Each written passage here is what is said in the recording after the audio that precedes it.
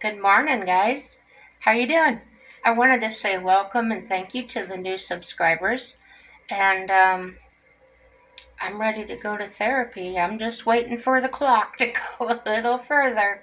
Um, got my car running. It's kind of warm out. It's 20 degrees. just, just kidding. I'm wearing my long winter socks this morning. And um, usually if I try to wear long socks, my legs don't like them. They start itching and it gets terrible. But I gotta wear them. I'll freeze.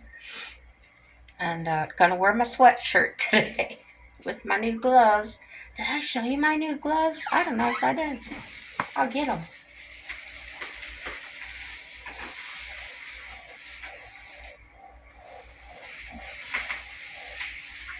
Here I am.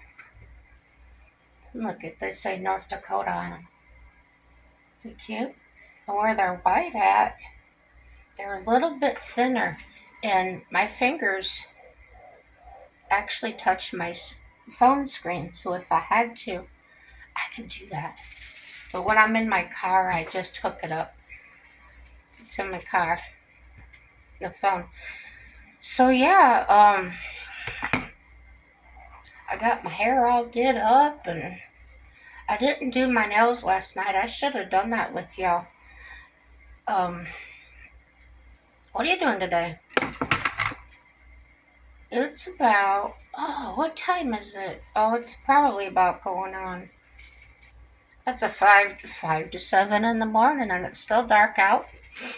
I had my husband, he was going to work. I said, hey, start Bubba for me. So he did. Um, I don't think my appointment's till like 8:45 or something, but hey, I want to make sure I'm up early, and I always go early to my appointments. It usually pays off. I get in there a little early. Sometime, couple of times I've actually gotten in and gotten out got out at the time my appointment was supposed to be. So that was kind of cool. So yeah, I always go early. Shoot, I think I'm gonna be, oh, maybe oh, 40 minutes. I'll be there early. We'll see. But yeah, gonna go do that. And then I was teasing my husband. I told him, let's meet in town today. And he says, yeah, for what? I said, for a smooch. He says, that sounds good. And I said, yeah, we could pretend we're cheating on our spouses. He goes, that sounds like fun. You ever do that? You ever play games, you and your husband? I think it's important to stay fun. Um, I think I've told you this before. We're both really immature. I mean, when it comes to like joking and playing around and stuff. If y'all seen us, you'd think we're a bunch of kids, a couple of kids. But yeah, gosh, we'll be together. Well, we've been together 15 years now. It's like, wow, it went by so fast. We've got a good relationship though. And the poor guy, I got sick soon. Well, a year after we started dating, and it was bad. Sick. I got cancer, and then that got over with. Luckily, it was only a 9 day experience. Um, but it's been one thing after another ever since then. Just like I'm sick, I'm sick, I'm sick.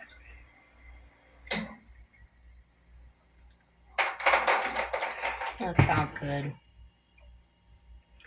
He's a special guy, I tell you. He's got a channel. It's called Mental with Mike. And he started out, he kept saying, I want to do that when I started doing YouTube. So I think I want to do that. But then he made one, but he was too shy and he never did anything on it. And probably a week ago, he was pacing the floor, and I said, "What's wrong?" He goes, "I'm thinking on doing a video." I said, "That's okay, you can do that." So he ended up doing it, and he was so nervous, but he got through it. I sat there on the other side of the table, um, giving him moral support. Wasn't that good of me? Yeah, I thought so. So yeah, and he's actually made two now, and he's counting every like every. He doesn't have a lot yet. I said, "Well, I've got like there's so many videos out there." He goes, "But you've got subscribers." I said, "Okay, I'll go subscribe."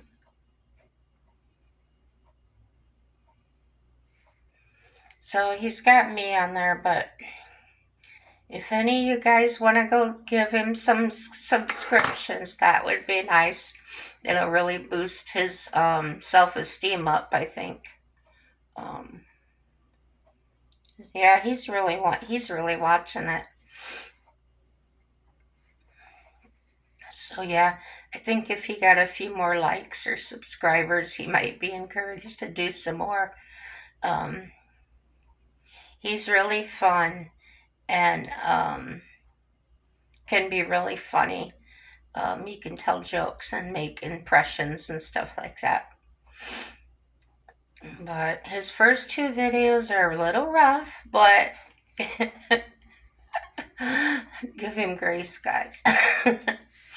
So, yeah, thank you so much for subscribing and your comments on a few of my videos everybody's given me has been so encouraging.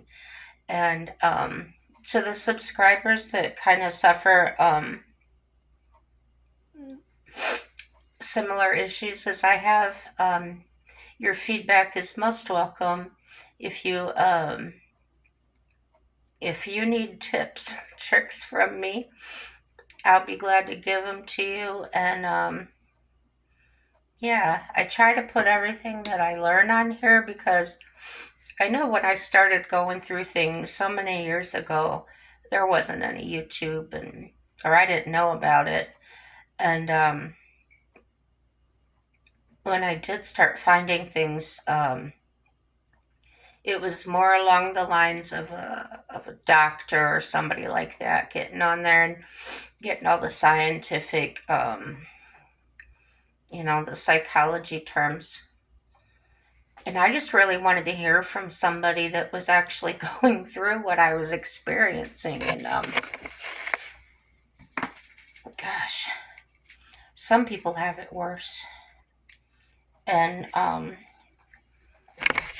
I've met some in town, like not where I go to counseling, but at another place, the first place I went to. And I really don't like it there because I watched how my first time there, I was sitting in there waiting for my name to be called. And there were so many people in there. And the way the staff treated them when they called them up was they treated them like they were different, like they had a disease that was contagious or something. I went and told my doctor, I says, that place he referred me to, this is what they're like. And she says, oh, but they're very successful. And I said, well, I imagine they are because they probably drug everybody to the point they don't know which end is up. They wouldn't complain because they're just like zombies. So yeah, they were grateful I gave them some feedback on that. Because I told her, I said, please don't recommend anybody to go there. So they're not very nice too. They're sick people. And well, my second visit, I was going through this phase that I hated myself so much the way I was that I didn't even want to be called by my name, Jennifer. And they said, "What do you want to be called by?" And I said, "I want to be called Irene," which was my grandmother's middle name. So I had positive, good vibes from my grandmother, so I borrowed her middle name for a little while. And those people absolutely refused to call me that, and they would tell me, "That's not your name." And no empathy there, no, just, ooh, I just didn't like them. Well, if you've been watching, you know I worked at a mental hospital, and I never saw anyone treated like that, like they were like they were weird or something. Um, they come sit in the lunchroom with us, the cafeteria, and I'd sit with them. That was no big deal. Have conversations and that. They're people. Um, yeah, they think differently. Yeah, they may talk to themselves. I've got a mild form of schizophrenia that was brought on by uh, you know, you know. Um, but mine's really mild, like I said. Mine, it just makes up conversations and events. Like, I'll have a whole conversation. It's kind of like having a dream, but you're wide awake. Um, it seems real at the moment, but then after you think about it, or as things start happening, you realize that that never happened. Or if it seems really weird to me, one time I had one that was like, my husband was really disappointed in me, and he was saying all these different things, and it was real. But when I think of it, it's not like I'm thinking like I'm making it up. I'm thinking of it as a memory, like this happened. And then I'll say, "Well, when did that happen?" And I kind of, through my practice, my try to rewire my brain, I will go ask him, "Did you say this? Did you tell me this last week? Or did we talk about such and such?" And he'll tell me yes or no. And I've gotten into this habit of saying, uh, my demented um, imagination or demagination. Um, yeah, because it's demented and it's imagination, demagination. So that's kind of how I deal with it. It's always there. You don't feel it. You don't think, "Oh, I'm having an episode." Um, it just comes up like a memory, or yeah, it's just a natural thing. But I don't remember having those before. I know that a family member used to call me schizophrenic, and I wasn't back then. Um, yeah, but I'm okay with it. I don't think that I'm different. I don't think that I'm less than anybody else. Um, this is the only place I really talk about it, and that's for the purpose of helping others. I asked doctors, I asked psychiatrists, "Am I crazy?" And they said, "No, because you're aware of everything. Um, crazy people don't know anything's wrong. Um, and I thought, well, how horrible would that be? Just to be out there and it's starting to make sense to me how people can be out there on the street like they're not here enough to even take care of themselves, or they won't medicate because they're so paranoid about it. Yeah, it can be kind of rough. And I transported some people there that at the mental hospital that had schizophrenia really bad, that the voices were so loud in their head that they would wear headphones and blare really loud music. You could hear the music um, to try and drown them out.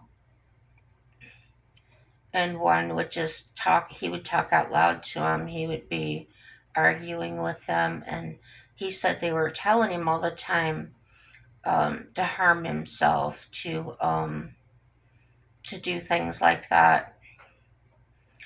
Wouldn't that be terrible? But he was allowed to live on his own. His sister, he got a check every month, I guess, and his sister paid his bills for him. And when I picked him up and dropped him off, I'm not exaggerating, he had 10 padlocks on his front door. And he had that foil stuff in every window. Um, yeah, but I'm glad he was able to function and take care of himself that way. He just couldn't do the bills. Um, so just because somebody has a mental illness and others have been had really strange or awkward interactions, every case is different. Um, just because they're they're given a diagnosis doesn't mean that they're going to act that way or do that.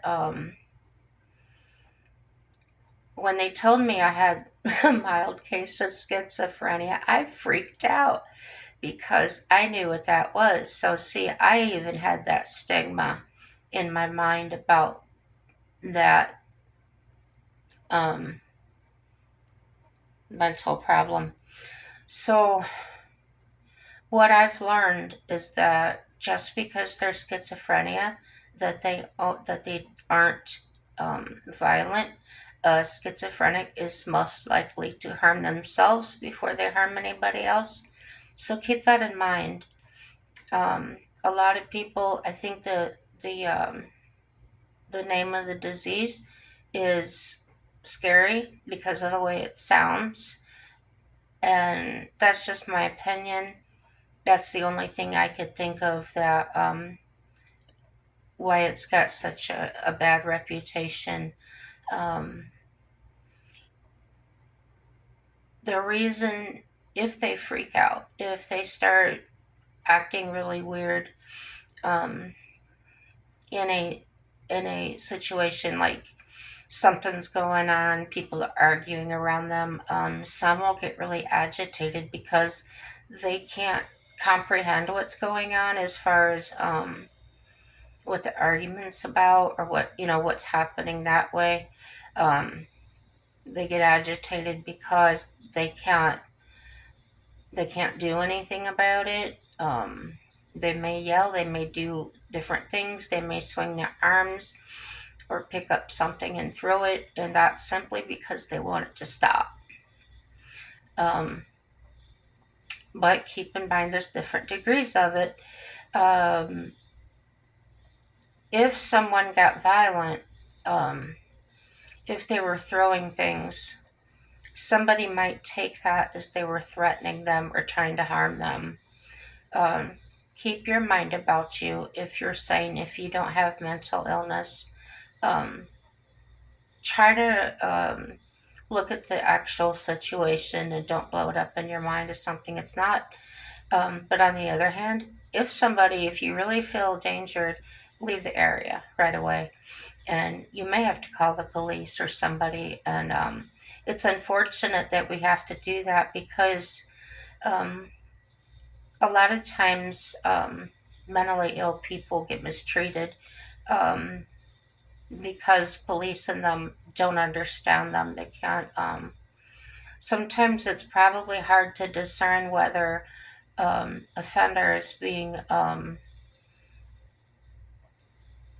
some way intentionally or if something's actually mentally ill. And I have noticed that police officers, a lot of them have gone through some classes and things to learn how to deal with mentally ill people. I think that's huge. I think that's going to make a big difference in the world because it's hard. It's really hard. But everything's good, guys. Hey, subscribe, like, dislike, that's all good. Shoot, share, give me a comment, and happy day.